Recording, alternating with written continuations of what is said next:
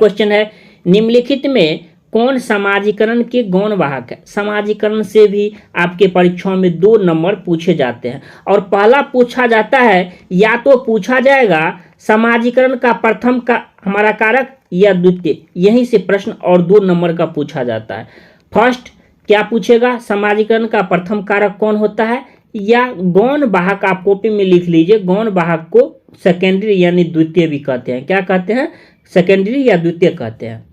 अब परीक्षा में कैसे सॉल्व करना है, परिवार आ गया तो उसको काट दीजिए। क्यों काट दीजिए, क्योंकि आपको पता है कि परिवार हमारा फर्स्ट में आता है। दूसरे को देख लेते हैं, विद्यालय और पास पड़ोस।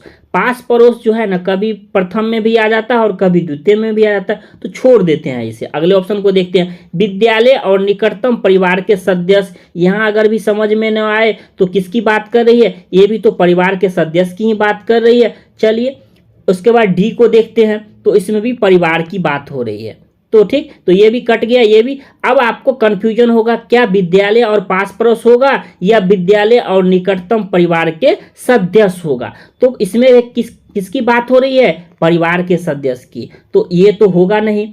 तो फिर क्या होगा, आप एक ट्रिक मैं बता रहा हूं, जब भी आप देखेंगे विद्यालय, देखिए ऐसे प्रश्न कैसे भी घुमा के पूछे ना तो गलती नहीं होना चाहिए। विद्यालय को आप हमेशा द्वितीय यानी सेकेंडरी में आप रखिए।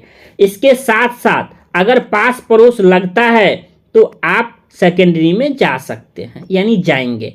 प्रथम में क्या हो जाएगा, अगर देखिए समाजीकरण का गौण वाहक तो पूछा जाए तो विद्यालय और क्या हो जाएगा, पास पड़ोस। यहीं अगर पूछता कि प्रथम क्या होगा यानी प्राथमिक कारक क्या होगा, तो किस पे जाते, विद्यालय एवं पास पड़ोस पे जाते, यानी ऑप्शन नंबर आप किस पे जाते, फर्स्ट पे जाते। क्योंकि हम प्राथमिक अगर रहता तो समाजीकरण का प्रथम दे देता, प्रथम कारक क्या हो जाएगा, तो क्या हो जाएगा आपका यहाँ परिवार एवं पास पड़ोस हो जाएगा।